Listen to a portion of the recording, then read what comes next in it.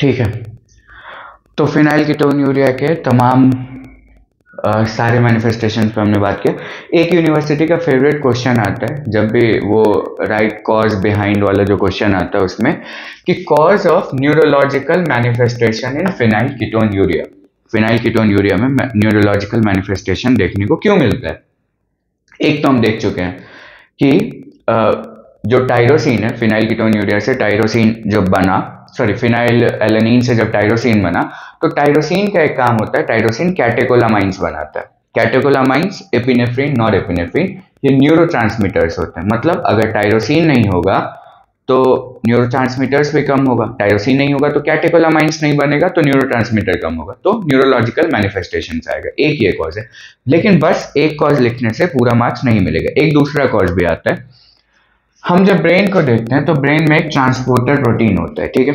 Brain में एक transporter होता है जो कि हेवी अमाइनो एसिड जितने भी हैं, जैसे फिनाइल एलेनिन, टायरोसिन और ट्रिप्टोफैन को ब्रेन के अंदर ब्लड ब्रेन बैरियर को क्रॉस कराने का काम करता है। तो ब्लड ब्रेन बैरियर के क्रॉस एक ट्रांसपोर्ट प्रोटीन है जो कि हेवी अमाइनो एसिड जैसे फिनाइल एलेनिन, टायरोसिन और ट्रिप्टोफैन को क्रॉस कराता है।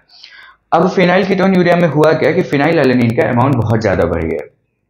फिनाइल एलेनिन का अमाउंट बहुत ज़्यादा बढ़ गया तो ये टायरोसिन और ट्रिप्टोफैन से कम्पीट करेगा। अब अगर इसका अमाउंट ज़्यादा है तो ये ज़्यादा चला जाएगा और टायरोसिन और ट्रिप्टोफैन को नहीं जाने देगा। हम क्या देखे थे कि टायरोसिन और ट्रिप्टोफैन दोनों का जरूरत होता है किसके लिए, न्यूरोट्रांसमीटर्स बनाने के लिए। यानी कि अगर कोई बोले कि ठीक है फिनाइल एलेनिन से टायरोसिन नहीं बन पा रहा है तो टायरोसिन डाइट में हम ले लें, डाइट में लेने के बाद भी उस न्यूरोलॉजिकल सिम्टम्स आएगा। क्यों? क्योंकि जो फिनाइल एलेनिन एक्यूमुलेट हो रहा है वो उस टायरोसिन का अपटेक ही नहीं होने देगा। तो एक तरह से फिनाइल एलेनिन डायट्री टायरोसिन और ट्रिप्टोफैन का भी अपटेक बंद कर देता है, जिसके कारण से भी न्यूरोलॉजिकल मैनिफेस्टेशन आता है। तो न्यूरोलॉजिकल मैनिफेस्टेशन का दो कॉज, एक तो कि कैटेकोलामाइंस डेफिसिट हो जाता है क्योंकि टायरोसिन डेफिशिएंट है। दूसरा कि अगर डाइट में टायरोसिन लेने लगे, अगर टायरोसिन को हम एसेंशियल अमाइनो एसिड लेने लगे और डाइट में हम लेने लग जाए, फिर भी उसका अपटेक ही नहीं होने देगा। अगर अपटेक ही नहीं होने देगा तो फिर भी डेफिसिट बना ही रहेगा। ठीक, अब आते हैं फिनाइल कीटोन्यूरिया के डायग्नोस्टिक टेस्ट पे। दो टेस्ट आएगा, सबके प्रिंसिपल्स को समझेंगे। पहला और सबसे इंपॉर्टेंट, वन ऑफ द सबसे इंपॉर्टेंट टेस्ट है ये गुथरीज टेस्ट। इसको बैक्टीरियल इनहिबिशन टेस्ट भी बोलते हैं। बहुत बेसिक प्रिंसिपल पे आधारित है कि बैसिलस सबटिलिस नाम का एक बैक्टीरिया होता है जिसको फिनाइल एलेनिन चाहिए होता है ग्रोथ के लिए। तो अगर हमारे सैंपल में, हमारे ब्लड सैंपल में फिनाइल एलेनिन एक्सेस होगा तो ये बैक्टीरिया का ग्रोथ देखने को मिलेगा। यानी कि अगर गुथरीज टेस्ट पॉजिटिव है, गुथरीज टेस्ट पॉजिटिव है मतलब फिनाइल कीटोन्यूरिया है, मतलब फिनाइल एलेनिन ज्यादा है।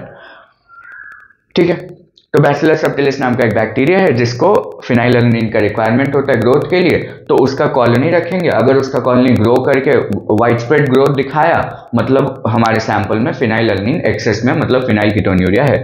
दूसरा फेरिक क्लोराइड टेस्ट, इसमें यूरिन सैंपल लेते हैं और अगर urine sample 1 ml of urine sample को 1 ml ऑफ फेरिक क्लोराइड को यूरिन सैंपल में मिलाते हैं और अगर ब्लू प्रिंट टेस्ट आया मतलब पॉजिटिव है, मतलब फिनाइल कीटोन्यूरिया है। तीसरा था टैंडम मास स्पेक्ट्रोमेट्री। इसके बारे में बस एक पॉइंट ध्यान रखना है कि ये गोल्ड स्टैंडर्ड टेस्ट होता है, मतलब सबसे अच्छा टेस्ट कौन सा है, टैंडम मास स्पेक्ट्रोमेट्री। प्रिंसिपल इसका बहुत इंपॉर्टेंट है, वाइवा में भी पूछा जा सकता है। गुथरी टेस्ट का प्रिंसिपल क्या है, बैक्टीरिया है उसको फिनाइल एलेनिन चाहिए। अब अगर फिनाइल एलेनिन चाहिए ग्रोथ के लिए और बैक्टीरिया का कॉलोनी हम डालें और उसमें ब्लड को डालें, अगर बैक्टीरिया का कॉलोनी ग्रो किया मतलब उसमें फिनाइल एलेनिन है एक्सेस में, अगर है एक्सेस में मतलब पॉजिटिव है, मतलब फिनाइल कीटोन्यूरिया है। ठीक, अब आते हैं एक और बहुत इंपॉर्टेंट डिजीज, नाम है अल्केप्टोन्यूरिया। शुरू से बोलते आ रहे हैं कि माँ बहुत इंपॉर्टेंट है, माँ बहुत इंपॉर्टेंट है, माँ ना हो तो जिंदगी काली पड़ जाती है। उसी से एसोसिएटेड डिजीज नाम है अल्केप्टोन्यूरिया, कि होमोजेंटिसिक एसिड कन्वर्ट हो रहा था माँ में, एंजाइम का नाम होमोजेंटिसिक एसिड ऑक्सीडेज। एंजाइम एब्सेंट है, ये स्टेप नहीं हो पाएगा, ये स्टेप नहीं हो पाएगा तो होमोजेंटिसिक एसिड जो होगा वो ऑल्टरनेट पाथवेज में चला जाएगा। होमोजेंटिसिक एसिड बेंजोक्विनोन बनाएगा, बेंजोक्विनोन पॉलीमराइज होकर अल्केप्टोन बॉडीज बनाएगा। बेंजोक्विनोन भूल भी जाओ, इतना याद रखो, अल्केप्टोन बॉडीज बनाएगा। क्या बनाएगा? अल्केप्टोन बॉडीज बनाएगा होमोजेंटिसिक एसिड। अब इसके कारण सिम्टम क्या क्या आएगा? होमोजेंटिसिक एसिड एक्स्ट्रा हो जाएगा क्योंकि वो कन्वर्ट नहीं हो रहा है माँ में, तो होमोजेंटिसिक एसिड का टॉक्सिसिटी होगा तो यूरिन के थ्रू एक्सक्रीट होगा। अब ये होमोजेंटिसिक एसिड जस्ट जब यूरिनेट करेंगे तो होमोजेनेटिक एसिड यूरिन से निकलेगा, लेकिन homogenetic acid on exposure to atmosphere black colour में कन्वर्ट हो जाता है। किस में कन्वर्ट हो जाता है? ब्लैक कलर में कन्वर्ट हो जाता है, इसीलिए अल्केप्टोन्यूरिया को ब्लैक यूरिन डिजीज भी बोलते हैं। ठीक है, तो एट टाइम्स जैसे अगर इन्फेंट को हुआ है तो मदर क्या सिम्टम लेके आएगी? ब्लैक डाइपर का सिम्टम लेके आ सकती है। ठीक है, तो एक बहुत बड़ा क्लिनिकल में हिंट होता है ब्लैक डाइपर। ठीक है, दूसरा पॉइंट आता है, ये था होमोजेनेटिक एसिड यूरिन से एक्सक्रीट हुआ और ऑक्सीडाइज होकर बाहर में ब्लैक हो गया, तो इसको ब्लैक यूरिन डिजीज बोलते हैं। क्या ब्लैक यूरिन निकलता है? नहीं, ब्लैक यूरिन नहीं निकलता है, यूरिन तो नॉर्मल निकलता है, वो उसमें होमोजेनेटिक एसिड प्रेजेंट होता है जो बाहर में on exposure to air oxidise हो जाता है। दूसरा पॉइंट आता है, एल्केप्टोन बॉडी जो यहां बना ये एक्यूमुलेट होगा अलग अलग पार्ट्स में, nose, pinna, sclera, joints, intervertebral disc.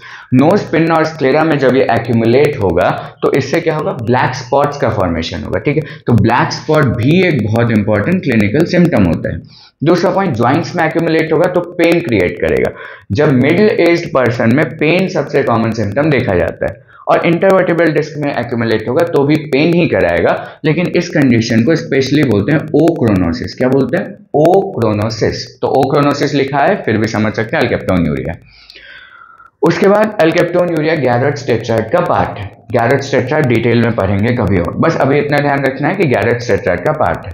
Diagnostic lab diagnosis में दो टेस्ट इंपॉर्टेंट है, एक फेरिक क्लोराइड टेस्ट, दूसरा सिल्वर नाइट्रेट टेस्ट। अगर फेरिक क्लोराइड टेस्ट पॉजिटिव आया मतलब अल्केप्टोन्यूरिया है, सिल्वर नाइट्रेट टेस्ट भी पॉजिटिव आया मतलब अल्केप्टोन्यूरिया है। तीसरा एक और चीज कर सकते हैं, यहाँ पे हम देखिए कि इंटरवर्टिब्रल डिस्क में आ रहा है तो हम बेसिकली रिब्स का हम एक्सरे ले सकते हैं वर्टिब्रल कॉलम का, और उसमें basically parrot beak like appearance आता है। कैसा अपीयरेंस आता है? पैरट बीक लाइक अपीयरेंस आता है। ठीक, और एल्केप्टोन्यूरिया और फिनाइल कीटोन्यूरिया को डिस्टिंग्विश करने का एक और फीचर है कि एल्केप्टोन्यूरिया में कोई न्यूरोलॉजिकल मैनिफेस्टेशन नहीं आता है, कोई मेंटल रिटार्डेशन नहीं होता है। ठीक है, तो ये था हमारा पूरा का पूरा एरोमेटिक अमाइनो एसिड का मेटाबॉलिज्म हमने यहाँ पे कंप्लीट किया। धन्यवाद।